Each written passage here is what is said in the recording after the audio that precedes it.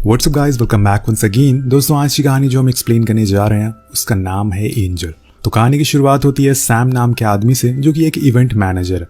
वो अपनी कलीग को लेने के लिए उनके घर आया हुआ है, पर आज सूसी नाम की उसकी कलीग को आने में देर हो रही है और इसीलिए वो उस पर बहुत चिल्लाता है। लेकिन कुछ देर बाद उसके पास एक कॉल आता है जो कि हॉस्पिटल से था।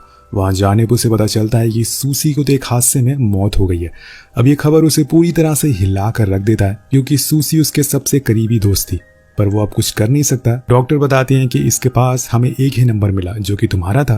क्या इनका कोई रिलेटिव है जो आकर इनका अंतिम संस्कार कर सके? पर सैम को इस बारे में कुछ पता ही नहीं था, इसलिए वो शाम को उसके घर जाता है और गेट को नॉक करने पे उसे पता चलता है कि वो तो पहले से खुला है। अब अंदर घुसते ही उसे सारा सामान इधर उधर बिखरा हुआ मिलता है। वो आवाज लगाता है पर उसे कोई जवाब नहीं मिलता। तभी उसे कुछ छोटे छोटे पैर दिखाई देते हैं। अब जब वो पास जाता है तो देखता है वहां पर एक 7 साल की लड़की फंगस लगी हुई ब्रेड को खा रही थी। ये सूसी की बेटी है और यही उसकी पूरी दुनिया थी। अब सैम उस बच्ची से कहता है कि तुम यहाँ सड़ी हुई ब्रेड क्यों खा रही हो, पर वो कुछ जवाब नहीं देती।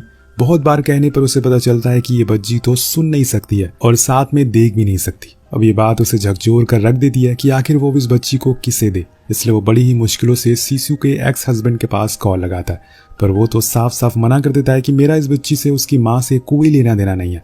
अब यहाँ वो करे तो करे क्या, इसलिए वो चुपचाप कोने में जाकर सिगरेट पीने लगता है।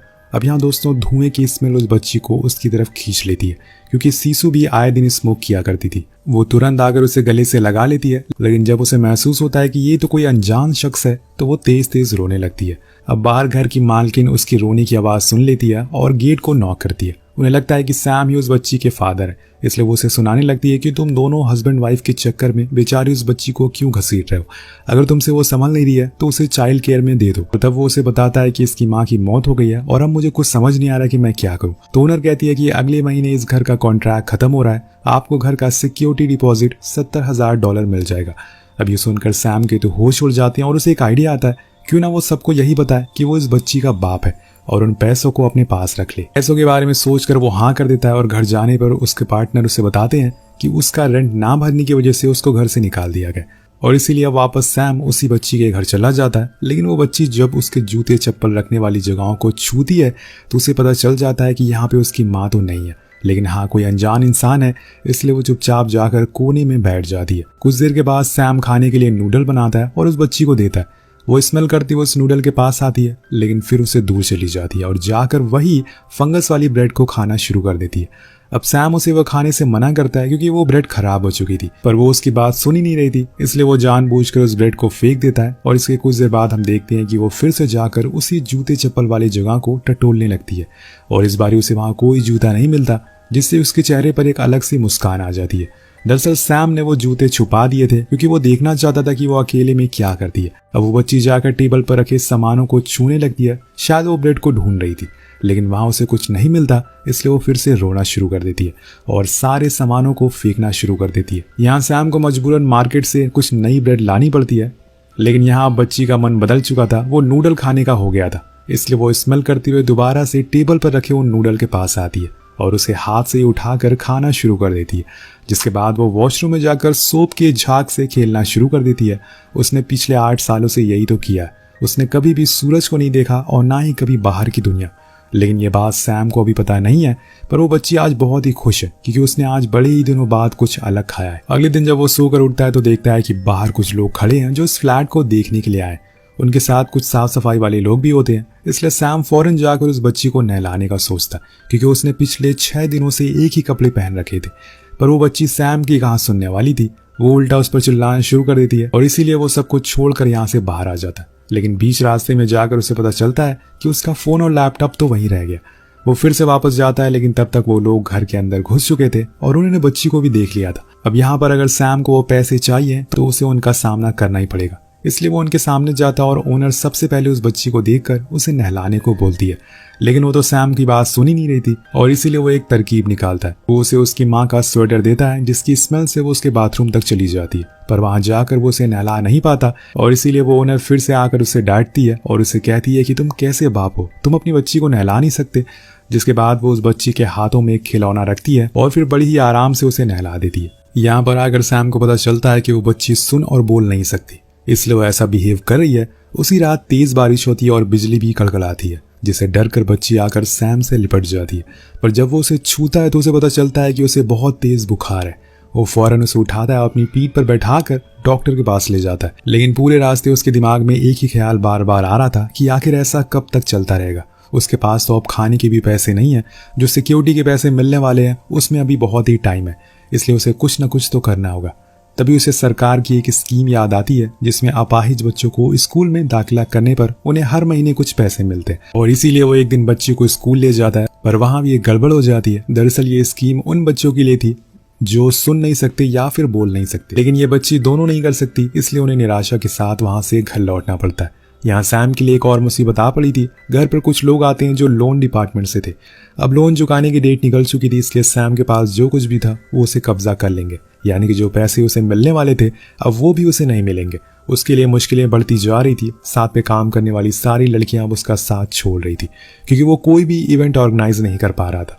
जब वो घर आता है तो देखता है कि गेट पे वो बच्ची उसका इंतजार कर रही है। अब यहाँ सैम उसे कुछ वर्ड पढ़ना सिखाता। शायद उसे ये करके थोड़ा सुकून मिल गया था। वो उस बच्ची को एक नया नाम देता है, वो था जूली। उसने जूली की हथेलियों पर कई सारे वर्ड रखे और उन्हें उससे पढ़ने लग गया, क्योंकि वो उन्हें हाथों से छू कर महसूस कर पाती थी। सबसे पहले वर्ड वो उसे जूली को सिखाया था वो था डैड। अगले दिन वो फिर से काम से लौट कर आता है, लेकिन आज का दिन उसे बहुत ही बुरा गया था। उसकी कंपनी अब कोई और टेक ओवर कर रहा है और इसी चक्कर में उसका मूड ठीक नहीं है। पर जूली आज भी उसका गेट पर इंतजार कर रही थी। वो उसे बिना कुछ बताए जाकर सो जाता है। नेक्स्ट डे जब वो ऑफिस पहुंचता है तो उसके होश ही उड़ जाते हैं। असल में उसका रूम पार्टनर ने ही उसकी कंपनी को अपना बना लिया था धोखे से, और उसका पार्टनर अब उसे बोलता है कि अब तुम्हें खुद मेरे अंदर काम करना होगा। अब सैम इन सबसे खामोश था। उसे कुछ समझ नहीं आ रहा था कि इस समय वो क्या करे। अब जब वो घर लौट रहा होता है तो वो देखता है कि उसका पार्टनर उन लड़कियों के साथ बुरा बिहेव कर रहा है जो कभी सैम के लिए काम करती थी। इसलिए वो जाकर उसे बहुत मारता है और उस लड़की को अपने घर सही सलामत छोड़ देता है। अब इस सीन को देखकर आप इतना तो अंदाजा लगा सकते हैं कि सैम दिल का एक अच्छा इंसान है। अब घर आने पे वो देखता है कि जूली सो चुकी है और आज उसने उसका वेट नहीं किया। तभी उसके फोन में उसे एक नोटिफिकेशन आती है। तो पता चलता है कि उसका क्रेडिट कार्ड तो बंद कर दिया गया। जिसके बाद वो अपने पर्स को चेक करता है जिसमें कुछ पैसे बचे हुए थे और इसमें एक दिन का भी खाना नहीं आ सकता। वो ऐसे ही उदास पूरी रात बैठा रहता है। तभी उसके हाथ सीसू का फोन लग जाता है जिसमें वो उसकी और जूली की बचपन की फोटोज देखता है। दोनों बेहद ही खुश लग रहे थे। अगर वो चाहती तो वो जूली को पैदा होते ही अनाथ आश्रम में छोड़ सकती थी, लेकिन उसने मुसीबतों से लड़ने का फैसला किया। और तभी उसकी नज़र कुछ चैट पर पड़ती है जिसमें सीसू किसी एक गांव में रहने वाली आंटी को कुछ पैसे उधार दे रही है। अब ये देखकर वो निकल जाता है उस आंटी के पास उन पैसों के लिए, और उसे यही उपाय सही लगता है। कम से कम उसे पैसे चोरी तो नहीं करने पड़ेंगे। लेकिन ये इतना आसान नहीं था, क्योंकि वो गांव बहुत ही बड़ा था और वहाँ एक इंसान को ढूंढना बहुत ही ज़्यादा मुश्किल। इसलिए वो उनकी फ़ोटो प्रिंट करवाता और फिर सभी को बांटना शुरू कर देता है। लेकिन इससे भी कुछ फ़ायदा नहीं होता। वहीं जूली ने पहली बार ताज़ी हवा और सूरज को देखा था। उसके लिए यह एहसास एकदम नया था। लेकिन जब सैम वापस कार में लौट कर आता है तो देखता है कि वहाँ पर जूली नहीं है। वो फ़ौरन जाकर उसे ढूंढना शुरू कर देता है। तभी उसकी नज़र कुछ दूर एक खेत पर पड़ती है जहाँ के किसान परिवार के साथ जूली खेल रही थी।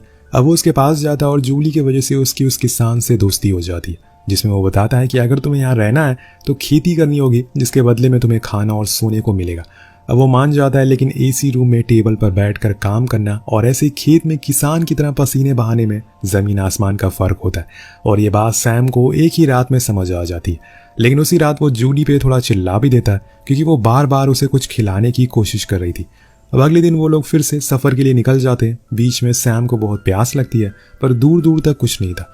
तभी वो एक तरबूज के खेत को देखता है और उसमें एक तरबूज को तोड़कर खाना शुरू कर देता है, और साथ में जूली को भी तरबूज खाना सिखाता है। वो उसके हाथों पर तरबूज लिख कर बताता है, जो तुम खा रही हो ये उसका नाम है। तभी उसके मुंह में बीज आ जाती है और वो उसे बाहर निकालना भी सिखाता है। ये लम्हे दोनों के लिए खास थे, क्योंकि दोनों एक दूसरे से अनजान थे। अब कुछ देर बाद वहां पर्क नाम की एक लड़की आती है जिसने सैम को तरबूज चुराते हुए देख लिया था, पर वो जूली को देखकर कुछ उसे नहीं कहती। लेकिन आज सैम उसे उस आंटी की फोटो दिखाकर उसके बारे में पूछता है। लेकिन वो कहती है कि अगर तुम्हें इस गांव के लोगों से मदद चाहिए तो पहले तो उनकी चीजों को चुराना बंद कर दो। अब यहाँ दोस्तों तेज बारिश हो रही थी। दोनों कार के अंदर लेटे हुए थे, लेकिन यहाँ जूली बार बार उसे जिद करती है कि चलो बाहर चलो, पर वो मना कर देता है। तो उसे जूली को डांटना पड़ता है, जिसकी वजह से वो गुस्सा होकर बैठ जाती है। अब उसे उदास चेहरे को देखकर वो पिघल जाता है और मजबूरन उसे बाहर आना पड़ता है। अब वहाँ उसके साथ वो पीछे पीछे छाता लेकर घूमता रहता है ताकि वो भीगे ना। लेकिन आज जूली तो अपने ही होश में नहीं थी। उसके लिए मानो ये बारिश की बूंदें किसी उम्मीद की तरह लग रही थी, वो उम्मीद जो उसे सैम में महसूस होने लगी थी उसके माँ के जाने के बाद। लेकिन यहाँ सैम उस नादान बच्ची के पीछे पीछे बस चलता और घूमता रहता है।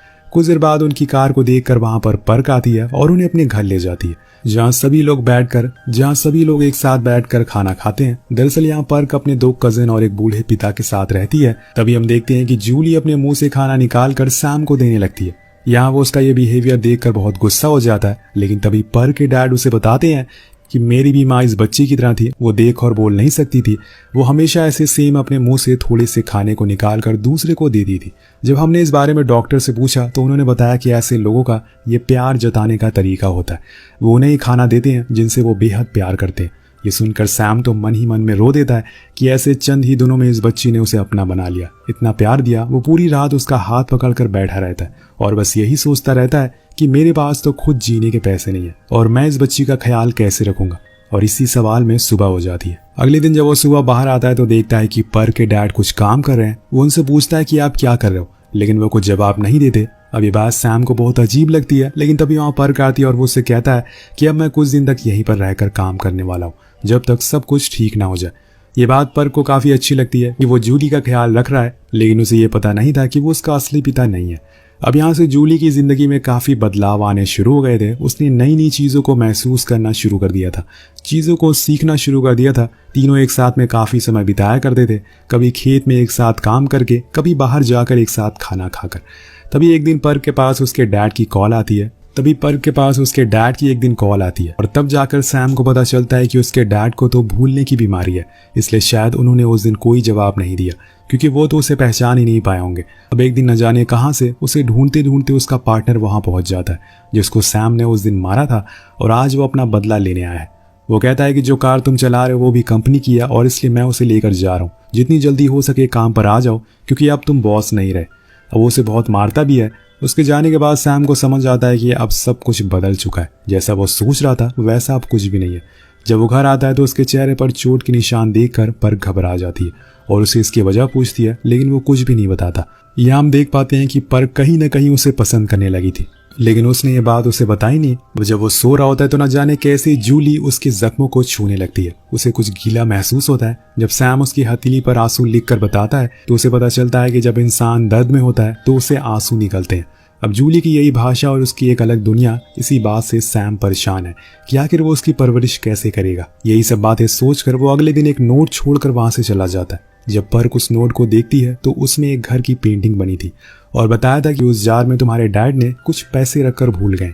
लेकिन उससे इस बात का ज्यादा दुख था कि वो लोग उसे छोड़कर चले गए। वहीं सैम जूली के डैड को बुलाता है और उसे सब कुछ बताता है, लेकिन वो तो जूली के बदले उसे कुछ पैसे देने लगता है और कहता है कि मेरी इस बच्ची से कोई वास्ता नहीं है। अब सैम को ये बात हैरान कर देती है कि कोई इतना कैसे गिर सकता है।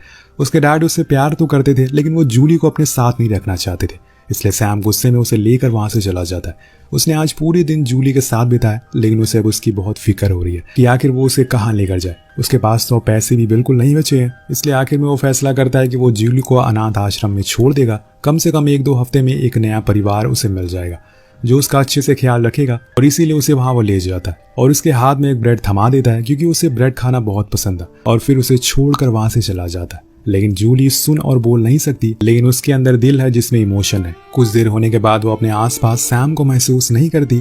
वो अपने आसपास छूने लगती है कि सैम कहाँ गया। वो पूरे अनाथ आश्रम की दीवारों को छूना शुरू कर देती है जहां तक उसके छोटे छोटे हाथ जा रहे थे। वो उस हर चीज को छू रही थी, क्या पता उसे वहां सैम मिल जाए, लेकिन वो तो जा चुका है। अब बड़ी देर बाद उसे कुछ नहीं मिलता तो वो वहीं रोना शुरू कर देती है और उस शीशे को पीटने लगती है। अब सैम से जूली का ऐसा मायूस चेहरा देखा नहीं जाता और सैम भी उसके पास आकर खड़ा हो जाता है। वो भी उसे ज्यादा दूर नहीं जा पाया। फौरन आकर वो उसका हाथ पकड़ लेता है और यहाँ जूली उसके हाथों में टीयर्स लिखती है, यानी कि आंसू, मतलब कि वो अभी दर्द में है, और इसे देखकर सैम रोने लगता है। सैम उसे विश्वास दिलाता है कि वो आ चुका है। तब जूली उसके हाथ पर वो चीज लिख देती है जो शायद उसने कभी सोचा नहीं था। उसने लिखा था डैड। ये देखकर सैम की आंखों में आंसू आ जाते हैं और वो उसे गले से लगा लेता है। उसे वादा करता है कि वो कभी उसे छोड़कर नहीं जाएगा। दोस्तों, इस दुनिया में सबसे कीमती चीज होती है माँ बाप। जिनके पास वो नहीं है वो दुनिया में सबसे ज्यादा गरीब है। वेल, आपको ये कहानी कैसी लगी नीचे कमेंट करके जरूर बताएगा। मिलते हैं अगली वीडियो में। Peace out.